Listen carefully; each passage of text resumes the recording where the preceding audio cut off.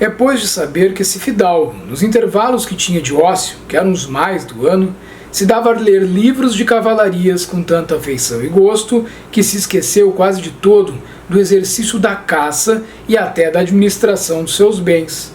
E a tanto chegou a sua curiosidade e desatino nesse ponto que vendeu muitos trechos de terra de semeadura para comprar livros de cavalarias que ler, com o que juntou em casa quantos pôde apanhar daquele gênero.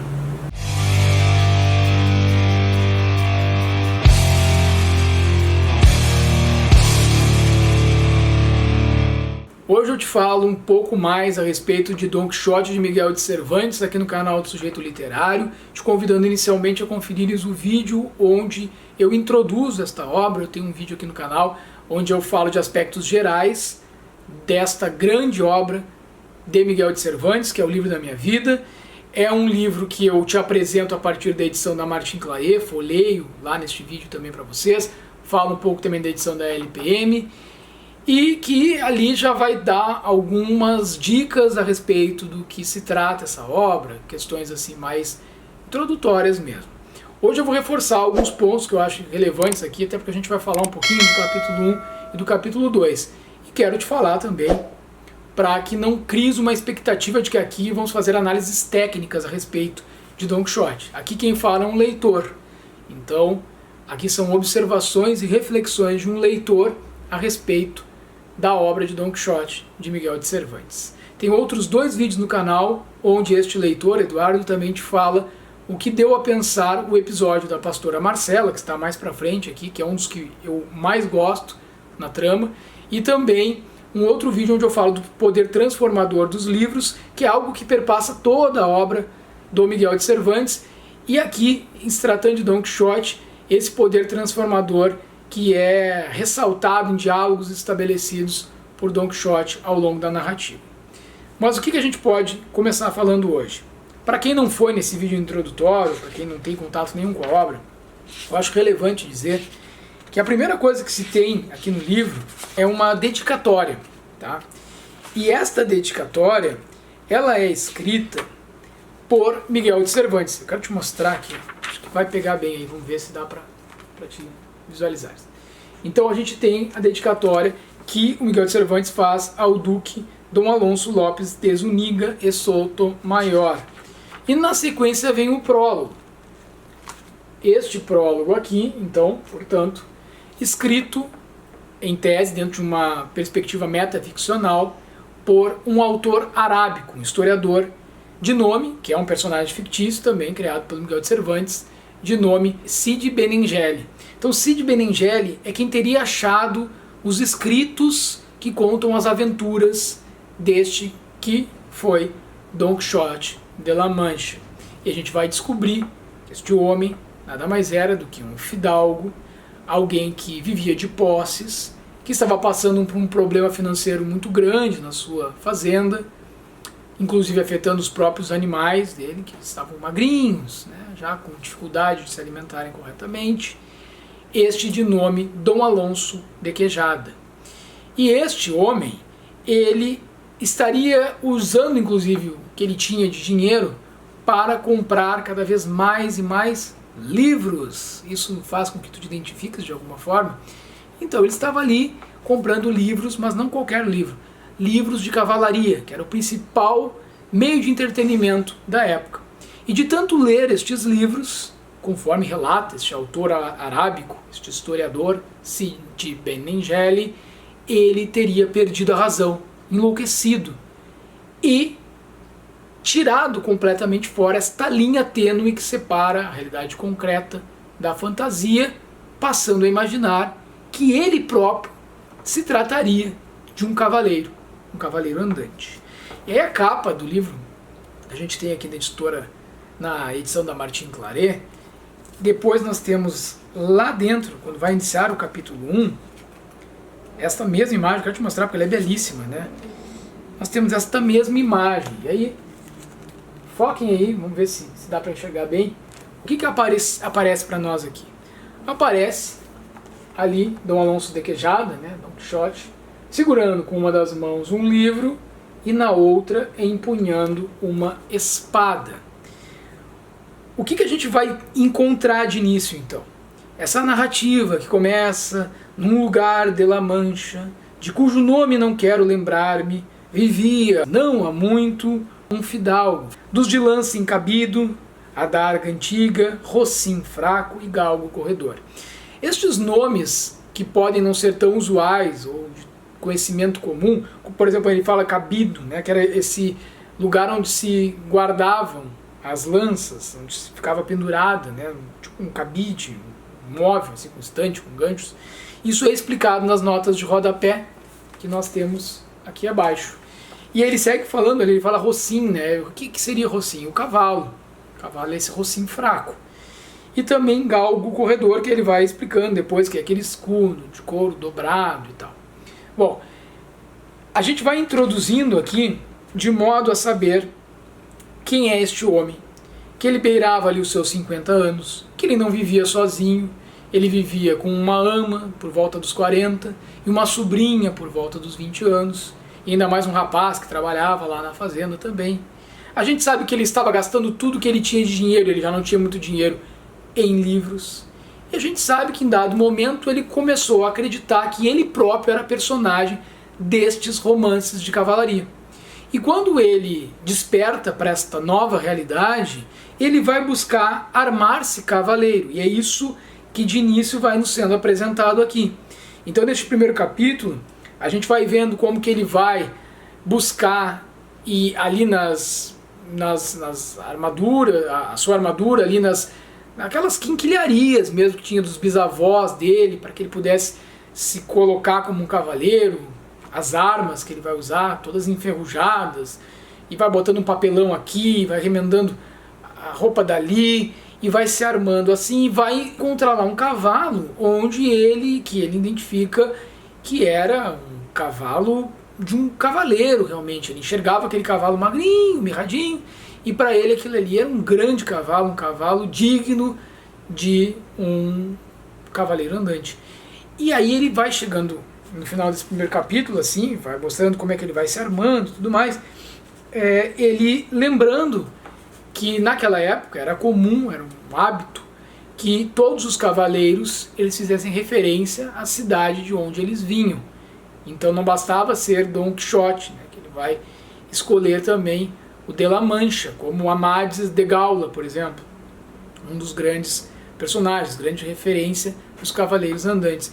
E mais do que isso, ele também se dá por conta que ele precisava o quê?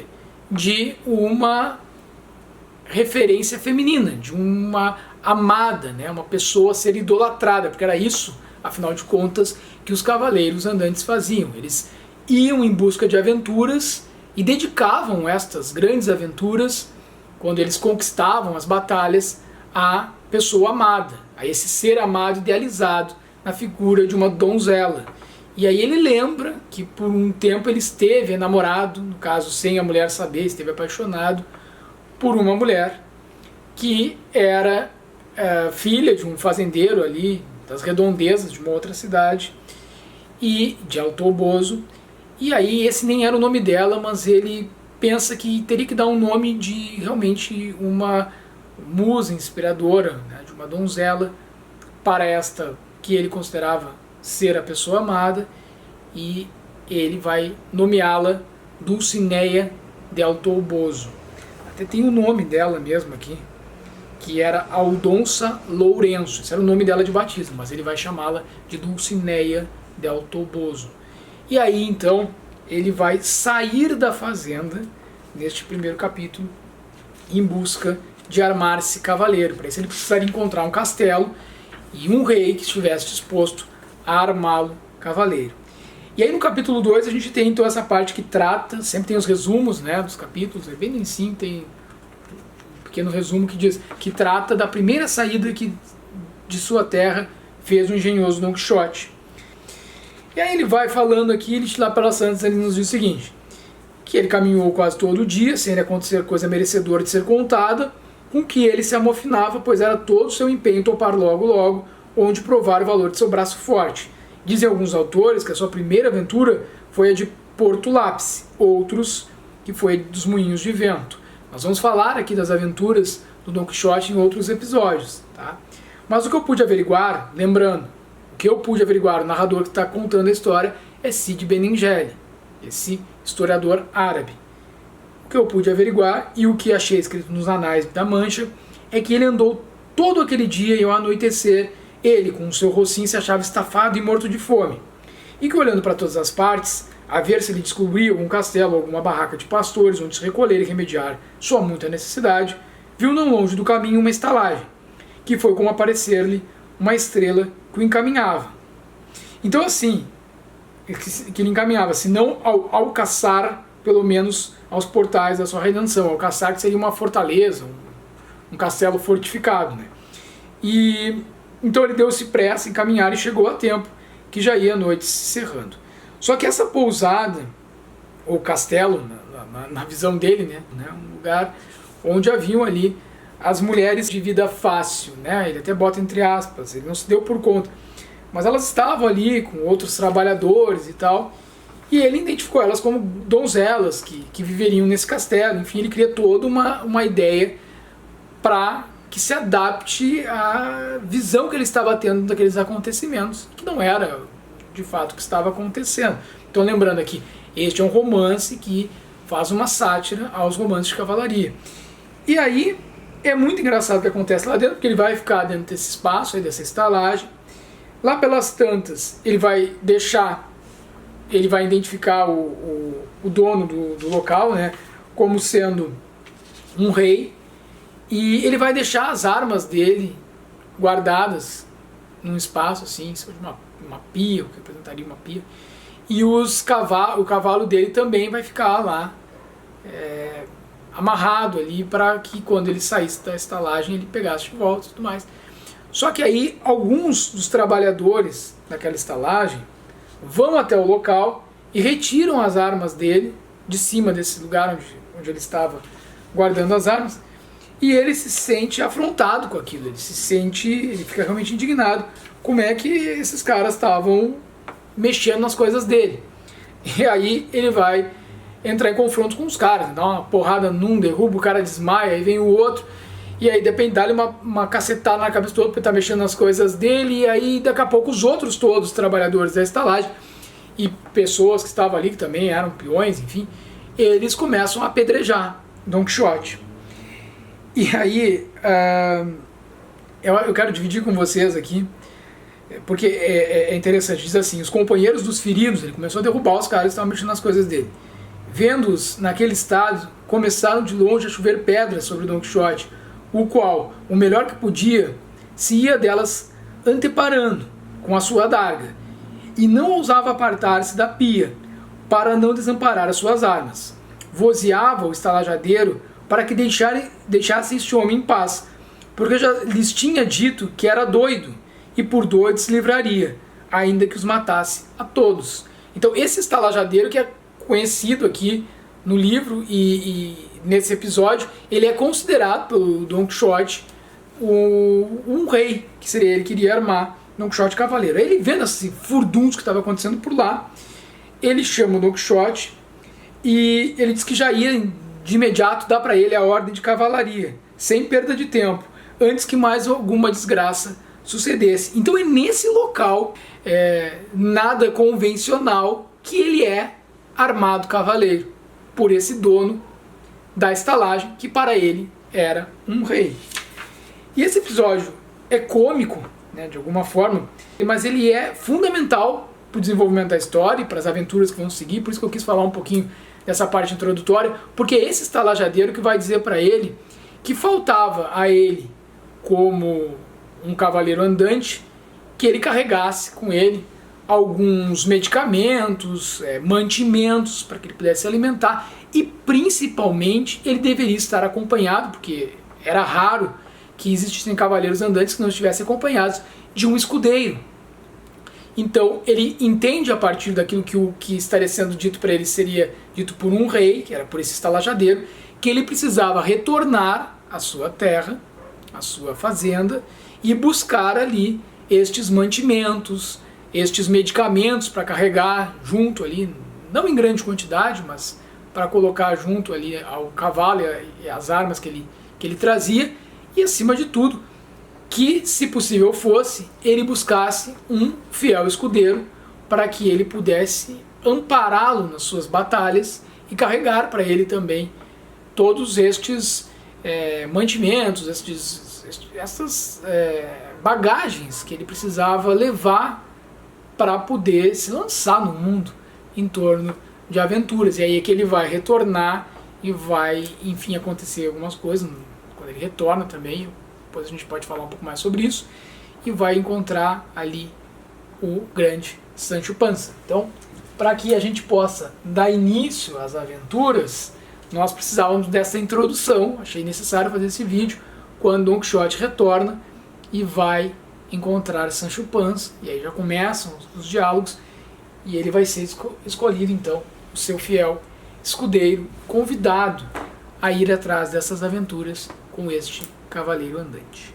Então mais pra frente a gente vai trazer mais algumas passagens aqui da obra do Don Quixote e conversando como é que isso vai acontecendo, esses diálogos incríveis entre Don Quixote e Sancho Panza, estas aventuras que nos dão muitas lições. Eu trarei algumas delas, tá? A gente não vou conseguir trazer todas aqui. É óbvio que eu recomendo que vocês leiam toda a obra, mas vou dividir algumas delas com vocês, como fiz no caso da pastora Marcela, como fiz no caso desta temática que muito me interessa, né, do poder transformador dos livros, em outros episódios, com outras tantas reflexões que podem nos dar a pensar a partir da leitura deste incrível e imenso livro que é Don Quixote de Miguel de Cervantes. Um grande abraço para vocês, até o próximo vídeo aqui no Sujeito Literário. Tchau, tchau.